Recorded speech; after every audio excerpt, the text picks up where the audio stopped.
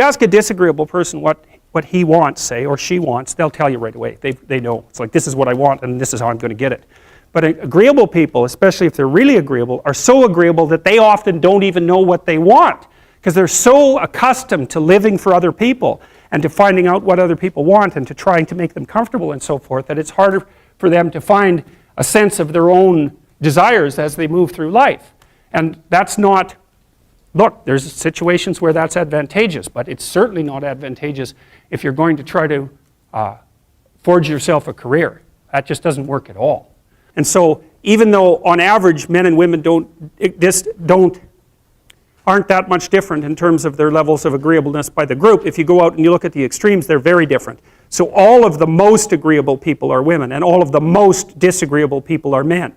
And the thing is, the extremes are often what matter rather than what's in the middle. And so one of the ways that's reflected in society, by the way, is there's way more men in prison. And the best personality predictor of being imprisoned is to be low in agreeableness. It makes you callous. Now you might think, well, what's the opposite of compassion and politeness? And the answer to that is, I think it's best sort of conceptualized as a trading game. So let's say that we're going to play repeated trading games. And if you're very agreeable, then you're going to bargain harder on my behalf than you're going to bargain on your own behalf.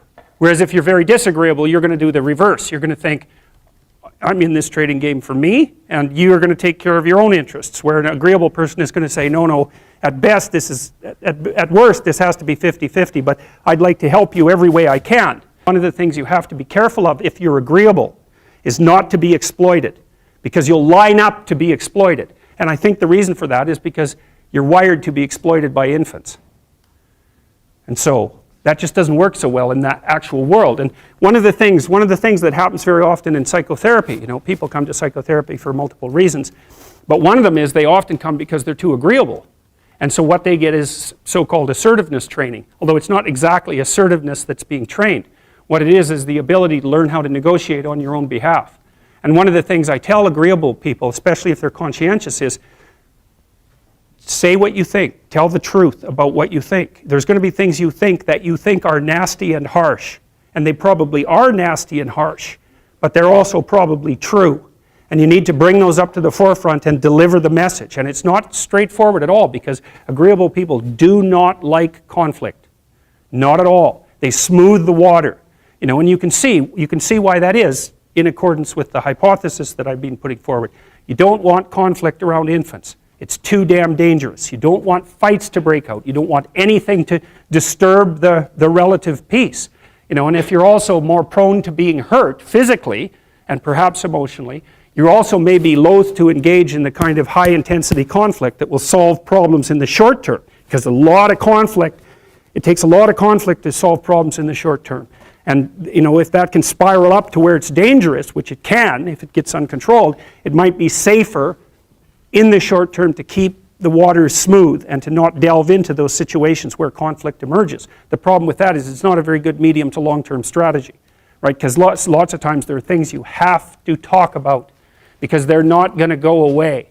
And the advantage to having a well-socialized disagreeable person is that they really don't let much get in their way.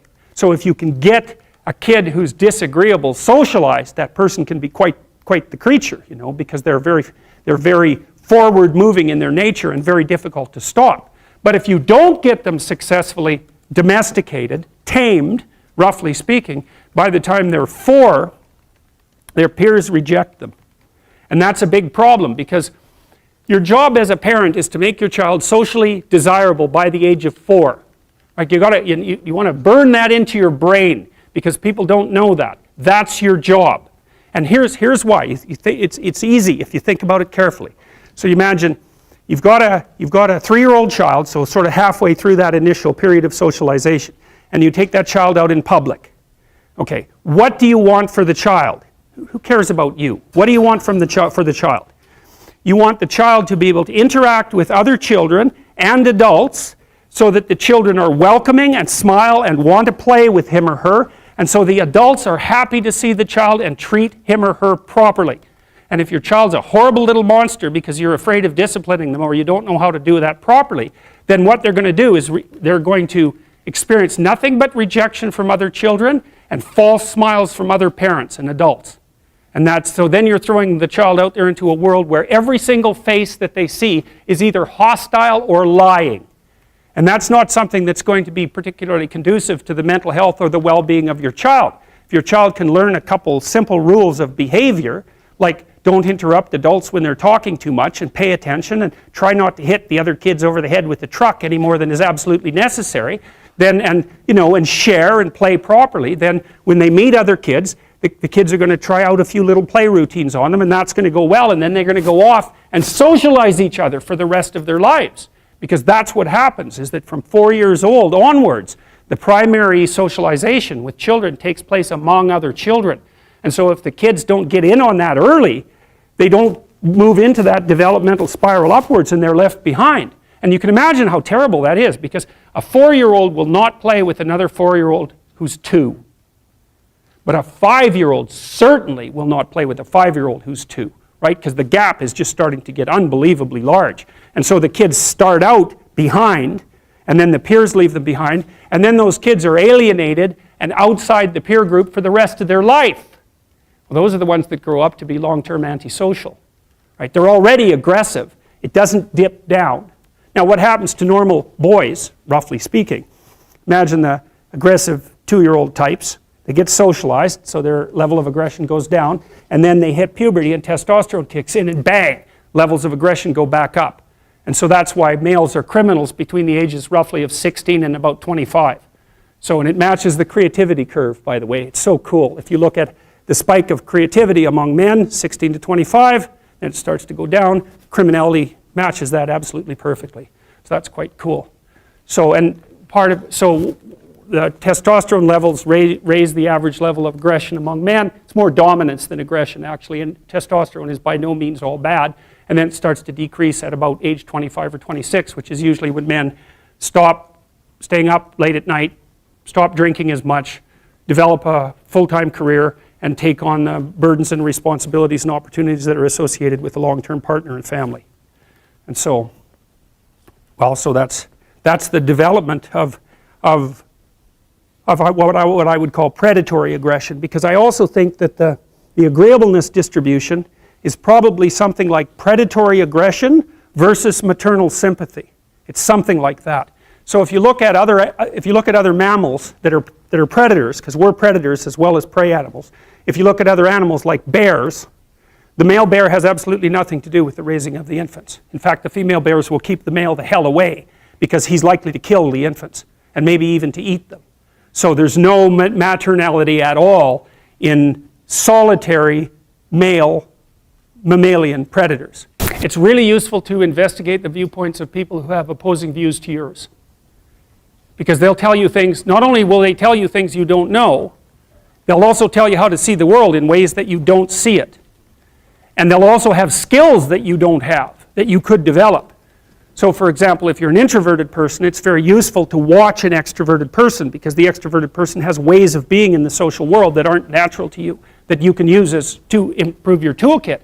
And if you're disagreeable, one of the best things to do with disagreeable people, especially if that's alienating them from other people, for example, because it can, people treat you like you're a selfish, arrogant son of a, maybe that's because you are. It's like, okay, so what do you do about that? One of the most promising treatments, let's say, for that is get the person to do something for someone else once a day, just as a practice, and learn how to do it. Maybe you can wake the circuit up, if you think that it's lying dormant in you, which is probably right. I think we have a very wide range of propensities within us. Some are switched on, genetic propensities. Some are switched on, but I think that if you put yourself in the right situation or walk yourself through the right exercises, you can switch some of these other things on as well. But it takes work and dedication and discipline. I would say, generally speaking, if you want to adapt yourself properly to life, you should find a niche in the environment that corresponds with your temperament. Right? You shouldn't work at cross purposes to your temperament because it's just too damn difficult. But having done that, then you should work on developing the skills and viewpoints that exist in the space opposite to your personality, because that's where you're fundamentally underdeveloped. And that way I think you can extend out your temperamental capability across a wider range. And to me that's roughly equivalent as bringing a richer toolkit to each situation. You know, so if you're hyper extroverted, you should probably learn to shut up at parties now and then and listen just to see what's going on, to see if you can manage it, you know. And if you're introverted, well, then you should learn how to speak in public and to learn how to go to parties without hiding in the corner and saying nothing to anyone. You know, and if you're agreeable, then you need to learn how to be disagreeable so people can't push you around. And if you're disagreeable, you need to learn how to be agreeable so that you're not an evil son of a bitch. So, and the same thing applies even in the conscientious domain. It's like if you're too conscientious, you need to learn to relax and let go a little bit. And if you're unconscientious, it's time like, get out the Google Calendar, man, and start scheduling your day, right? And beat yourself on the back of the head with a stick until you're disciplined enough so that you can actually stick to something for some length of time and not living in absolute squalor, which is something that would characterize someone who's very disorderly, for example, because they don't notice. It doesn't bother them, disorder. It's like, maybe they can see it, but it doesn't have any emotional valence, and so it doesn't have any motivational significance. You know, so the other thing you might want to think about too, if you're choosing a partner, is try not to choose someone who's too distant from you on the temperamental variables, because you're going to have a hard time bridging the gap. You know, it's hard for an introverted person and an extroverted person to coexist. And it's really hard for an orderly person and a disorderly person to coexist because they will drive each other nuts. Why don't you pick up? Why are you so obsessed by it? That's the basic argument, you know. So it's useful to know about your temperament so that you can negotiate the space with your partner as well. And I don't think you should try to find someone who's exactly the same as you, because then you don't have the benefits of the alternative viewpoint. But you got to watch it, because you may hit irreconcilable differences of various sorts. And I've seen that most particularly among couples who are high and low in openness. That's a rough one. And also high and low in conscientiousness. That's another rough one, because they just cannot see how the other person sees the world at all.